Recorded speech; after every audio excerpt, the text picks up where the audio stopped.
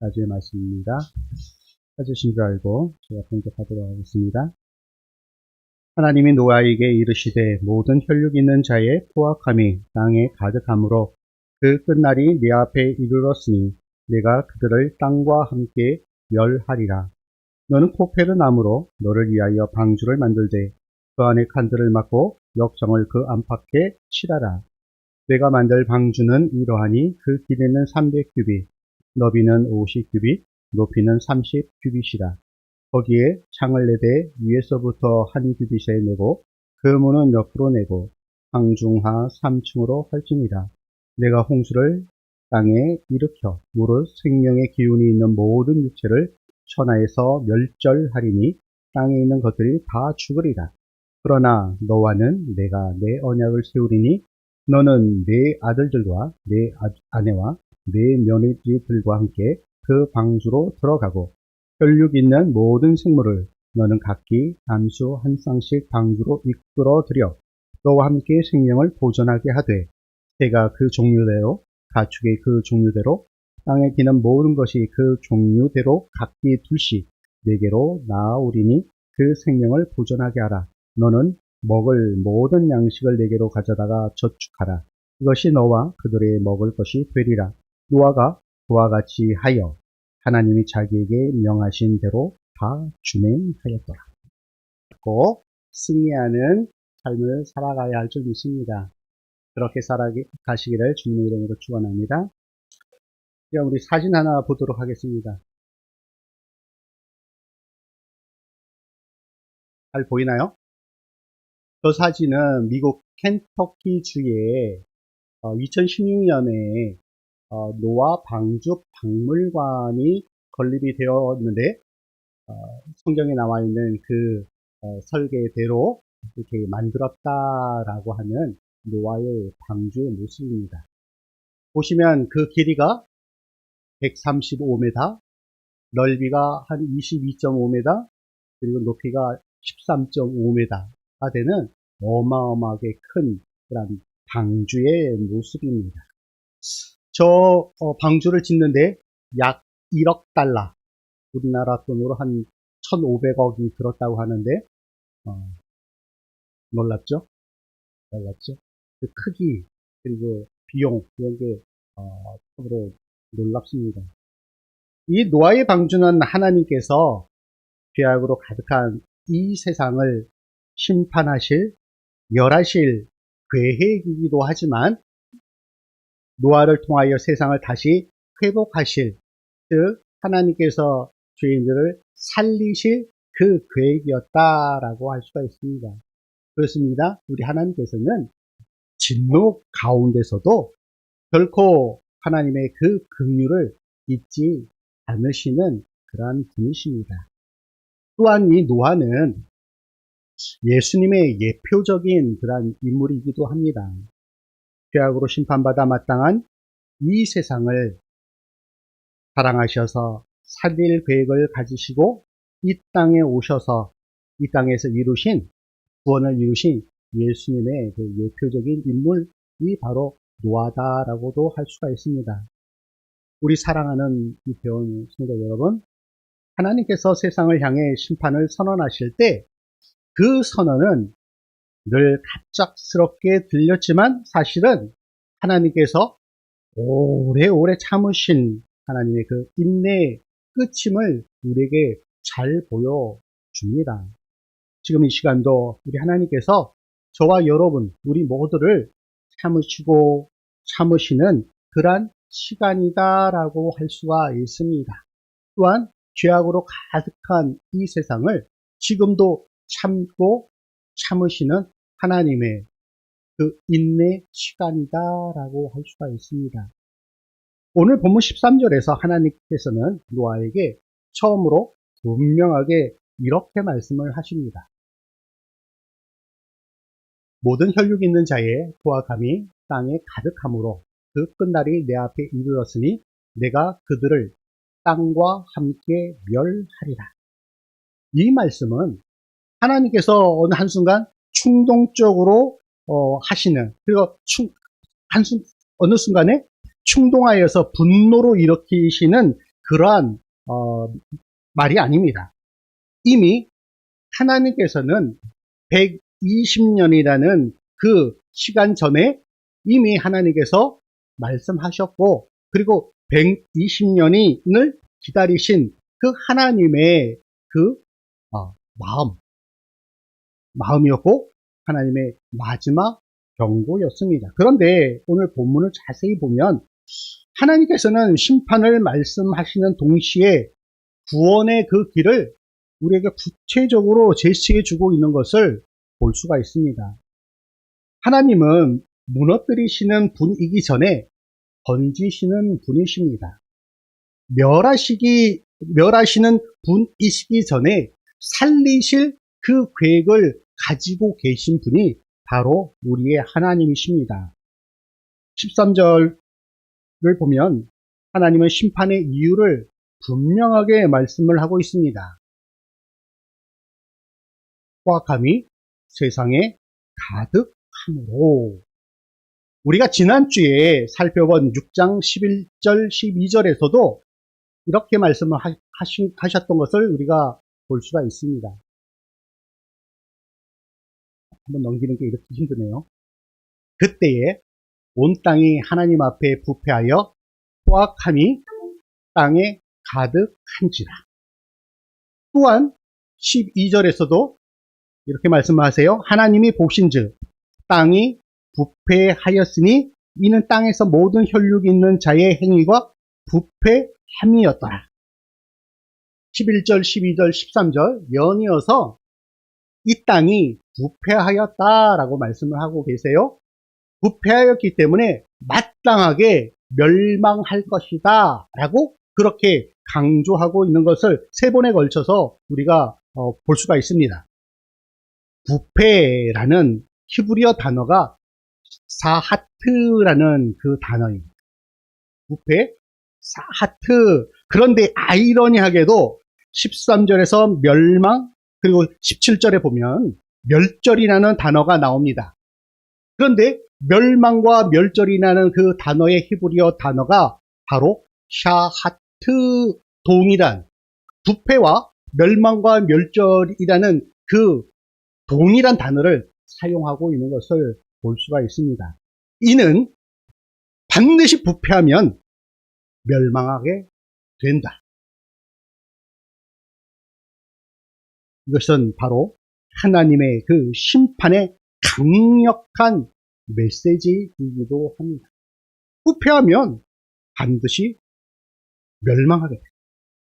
노아 시대의 그 특징은 번성과 부패 그리고 포악이라고 우리가 11, 12, 13절에서 볼 수가 있는데, 이어서 번성과 부패, 포악, 이 바로 노아 시대의 특징이다라고 할 수가 있습니다. 겉으로는 번성하였지만 속으로는 부패와 포악이 가득하였다라는 사실입니다.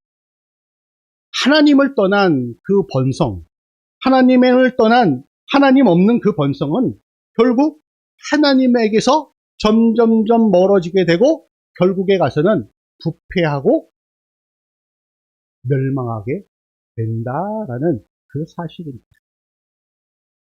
죄가 개인의 문제가 아니라 세상을 가득 채운 그런 구조적 죄가 되었습니다. 하나님은 죄를 보지 못해서 심판하시는 분이 아니라 다 보시고 오래 참으시다가 더 이상 두면 안 되어질 때 마지막에 하시는 것이 바로 하나님의 심판이십니다. 이러한 부패가 가득한 이 세상, 포악으로 가득한 이 세상, 다수의 그 원리가 부패와 포악이었는데 노아는 그 시대의 유일한 소수, 마이너티였습니다. 다수가 옳은 시대가 아니라 하나님과 동행하는 사람이 옳은 시대입니다. 지금 우리가 사는 이 시대도 마찬가지입니다. 포악함은 꼭 폭력만이 아닙니다. 그리고 우리가 사는 이 시대에 많은 사람들이 다수의 원리를 따라서 그것이 옳다라고 그렇게 이야기를 합니다. 그러나 그 속에 하나님이 함께 하시지 않으시면 그 다수는 결코 진리가 될 수가 없습니다. 옳을 수가 없습니다. 비록 소수이지만 하나님의 말씀을 따라 하나님의 말씀 앞에 순종하며 살아가는 그 한 사람, 그 소수, 그것이 그 곳에 하나님의 그 진리와 생명이 있다라는 사실을 우리는 기억해야 합니다. 포악함은 꼭 폭력만이 아닙니다. 말의 폭력일 수도 있고, 그리고 다른 사람들에 대한 그 무관심, 그것 또한 폭력이다 할 수가 있습니다. 뿐만 아니라 진리를 비웃는 그 태도, 그 또한 폭력이다라고 할 수가 있습니다. 죄를 죄라 말하지 못하게 하는 그러한 분위기, 그 또한 폭력이다라고 할 수가 있습니다. 그러나 하나님께서는 여전히 한 사람을 통해 말씀하시고 일하고 계십니다. 하나님께서는 심판을 말씀하신 후 곧바로 이렇게 말씀하십니다. 14절입니다. 너는 오페로 나무로 너를 위하여 방주를 만들되 그 안에 칸을 만들고 칸을 막고 역청을 그 안팎에 치라라. 놀랍지 않습니까? 당시 노아가 방주를 짓고 있는 그때까지 아직 비는 오지도 않았습니다. 뿐만 아니라 홍수의 징조도 전혀 없었습니다. 맑은 화창한 그러한 날이 지속되었습니다. 그런데 하나님께서 그 가운데 방주를 지으라 만들라 라고 말씀하고 있는 것을 볼 수가 있습니다.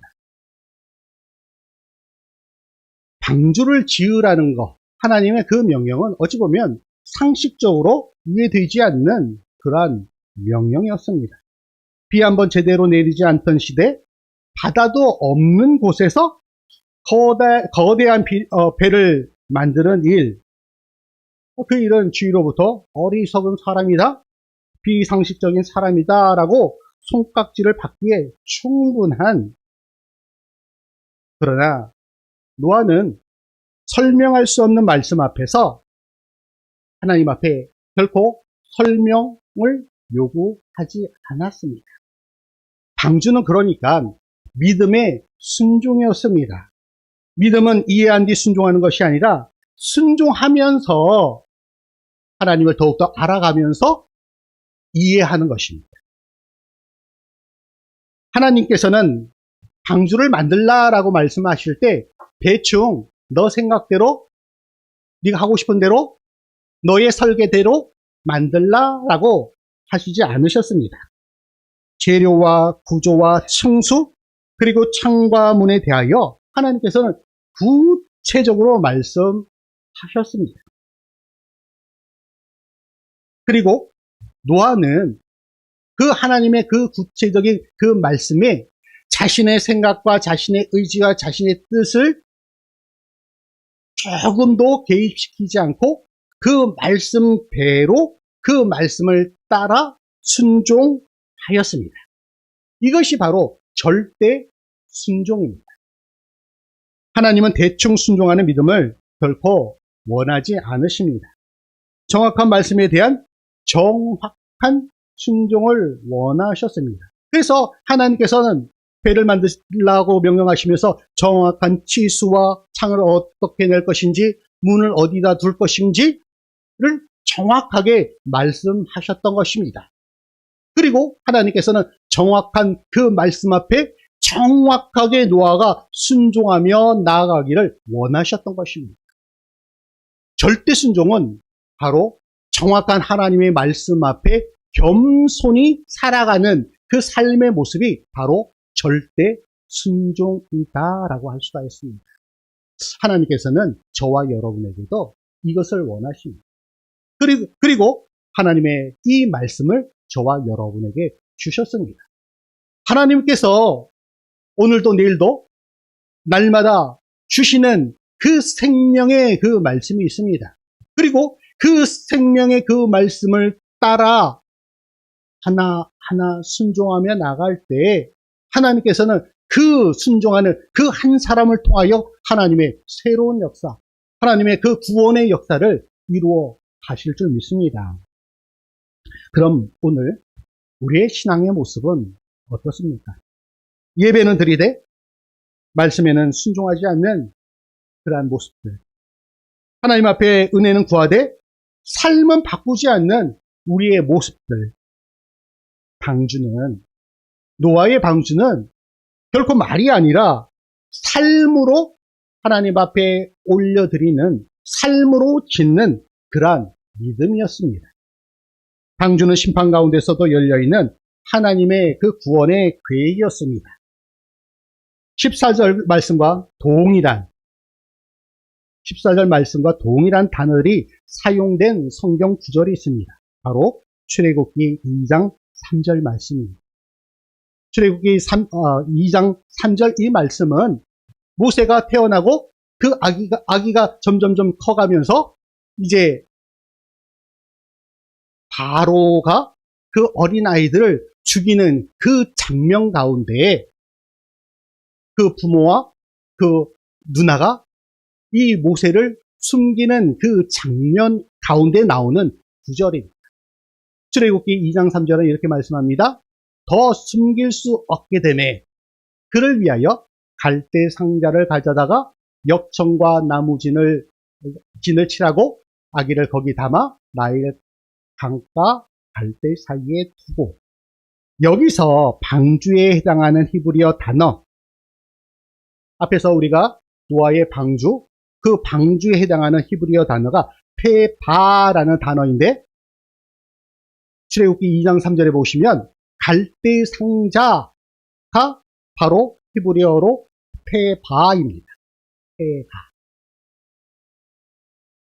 그리고 이 방주와 갈대 상자의 역청도 같이 사용하고 있습니다. 이 역청은 물이 들어오지 않도록 하는 방수제의 역할을 하는 것이 바로 역청입니다. 모세의 갈대 상자와 노아의 방주에도 동일하게 역청으로 발랐습니다. 이것은 세상의 죄, 세상으로부터 유혹되는 것을 방어하는 그러한 목적입니다. 또한 앞에서 노아의 방주는 고페르 나무로 만들었다고 하는데 고페르 나무는 정확하게 어떤 나무인지는 우리가 알 수가 없습니다. 그러나 그 고페르 나무는 나무진이 많이 나오는 그런 침엽수입니다. 그렇게 나무진이라는 단어 또한 같이 사용되고 있는 것을 볼 수가 있습니다. 최종적으로 노아의 방주와 모세의 갈대 상자는 동일하게 하나님께서 인류를, 이스라엘 백성을 구원하시고자 하시는 도구였다라는 사실입니다. 노아의 방주는 죄악으로 가득한 세상을 구원하시기 위한 하나님의 그 구원의 도구였다라면 모세의 갈대 상자는 애굽 땅에서 노예로 살아가는 이 이스라엘 백성들을 구원하시고자 하시는 하나님의 그 구원의 계획이었다라는 사실입니다. 드디어 17절에서 하나님께서는 다시 심판을 선포하십니다.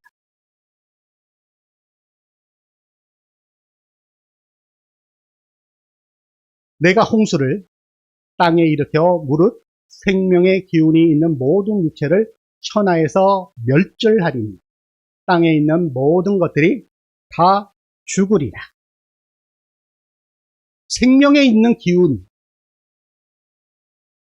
그 모든 생명의 기운이 있는 모든 것들을 하나님께서 죽이시겠다.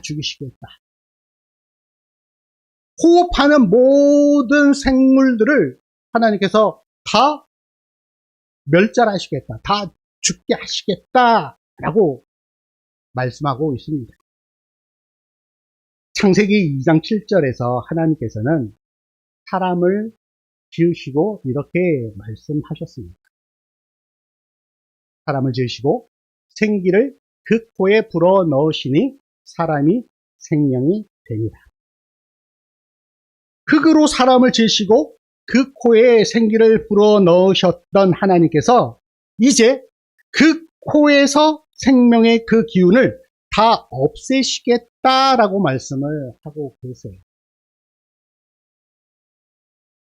번성의 대상이 이제 심판의 대상이 되고 말았습니다. 보시기에 좋았던 감탄의 대상이 이제 탄식의 대상이 되고 말았습니다. 인간의 죄 때문에 하나님 보시기에 좋았던 창조 질서가 마침내 해체되는 심판의 순간을 맞이하게 되었습니다.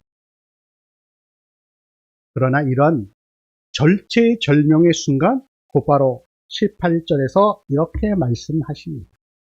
그러나 노아는 내가 내 언약을 세우리. 성경에서 언약이란 단어는 하나님의 구속 계획, 즉 구속사의 전개와 진행을 함축하고 있는 그 단어가 바로 언약입니다. 우리가 잘 아는 아담과 하나님과의 맺은 그 행위 언약도 있고요. 노아와 하나님과의 맺은 그 무지개 언약, 더 이상 물로 심판하지 않겠다라고 하시면서 주신 무지개 언약이 있습니다. 그리고 아브람과 맺으신 그 은혜의 언약, 하늘의 별과 같이 바다의 모래알 같이 너의 자손이 번성하리라. 그리고 너는 복의 근원이 되리라 라고 말씀하신 그 은혜의 언약을 맺으셨습니다. 뿐만 아니라 모세와도 시내산에서 하나님께서 말씀을 주시면서 언약을 맺으십니다.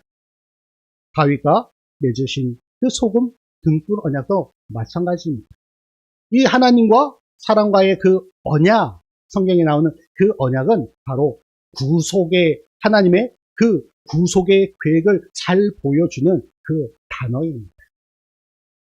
이러한 언약들은 불완전한 인간들은 실패할 수밖에 없는 언약들이었습니다. 그러나 언약을 반드시 지키시는 하나님께서 예수 그리스도를 통한 새 언약을 주시고 그 언약을 구약에서 말씀하신 하나님과 사람과의 맺으신 그 언약들을 최종적으로 하나님께서 새 언약으로 완성하셨습니다. 그 새 언약이 바로 예수 그리스도이신 것입니다. 그리고 그 예수 그리스도를 통하여서 구원의 완성을 이루셨습니다. 여기 보면 성경의 가장 중요한 단어가 나옵니다. 제가 설교에서 몇 번 언급을 했는데 요 18절 상반절에서 아주 중요한 단어가 나오는데 뭘까요? 그러나이. 반전의 단어 그러나입니다. 세상은 멸망하는 그 순간이지만 그러나 심판은 이미 준비되고 심판은 다가오지만 그러나 죄악은 세상에 가득하지만 그러나 여기서 하나님께서 일하시기 시작하십니다. 고난의 순간, 세상으로부터 위협이 당하는 그 순간 나는 고통스럽고 위험하고 절망적인 순간이지만 그러나 하나님께서 바로 하나님의 은혜는 언제나 그러나로 시작합니다. 결코 노아가 안전해서가 아닙니다. 완벽한 사람이어서가 아닙니다. 그 가운데 하나님께서 언약을 세우셨기 때문입니다. 방주는 노아의 작품이 아니라 하나님의 구원의 계획이었습니다. 그리고 노아의 그 순종은 말이 아니라 행동이었습니다. 노아는 방주만 지은 것이 아닙니다. 생명들을 하나하나 맞이했습니다. 정결한 짐승, 부정한 짐승, 새와 가축 등을 종류대로 하나님의 말씀을 따라 방주에 세웠습니다. 노아의 믿음은 결코 자기만 살겠다라는 그런 믿음이 아니었습니다. 하나님의 마음은 언제나 생명에 있습니다. 방주는 심판의 상징이 아니라 하나님께서 예비해 놓으신 구원의 계획이었습니다. 오늘 본문의 마지막 절은 이렇게 끝납니다. 노아가 그와 같이 하여 하나님이 자기에게 명하신 대로 다 준행하였더라. 이 말씀이 오늘 본문의 결론이자 핵심입니다. 하나님의 이해할 수 없는 설명이 없어도, 그리고 응원의 박수가 없어도, 이해받지 못해도 노아는 하나님 말씀 그대로 살았습니다. 하나님은 결과를 책임지시고 사람은 순종을 책임져야 합니다. 반드시 하나님께서는 우리의 삶의 결과를 책임지십니다. 그렇다면 우리는 하나님 앞에 어떻게 살아가야 할까요?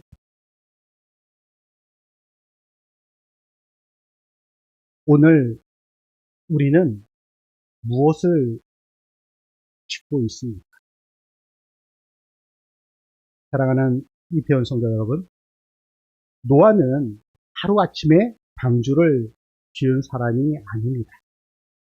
매일매일 나무를 쌓고 매일매일 못을 받고 매일매일 그 일로 인하여서 세상으로부터 비웃음을 견디며 보이지 않는 홍수를 믿으며 그렇게 살았습니다. 믿음의 장이라고 불리는 히브리서 11장 7절에서 히브리서 기자는 노아를 이렇게 평가하고 있습니다. 믿음으로 노아는 아직 보이지 않는 일에 경고하심을 받아 경외함으로 방주를 준비하여 그 집을 구원하였으니.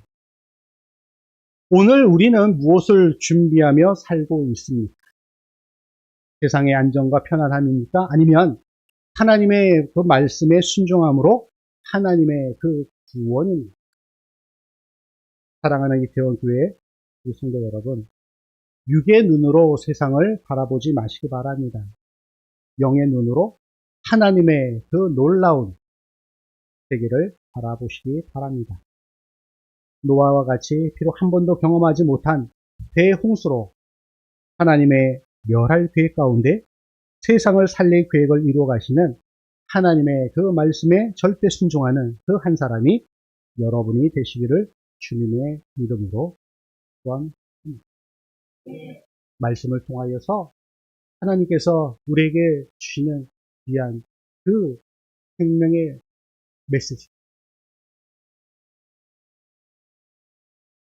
죽음의 그 순간 가운데서도 분명 우리 하나님께서는 우리를 살릴, 구원하실 놀라운 계획이 있다라는 사실을 명심하시기 바랍니다.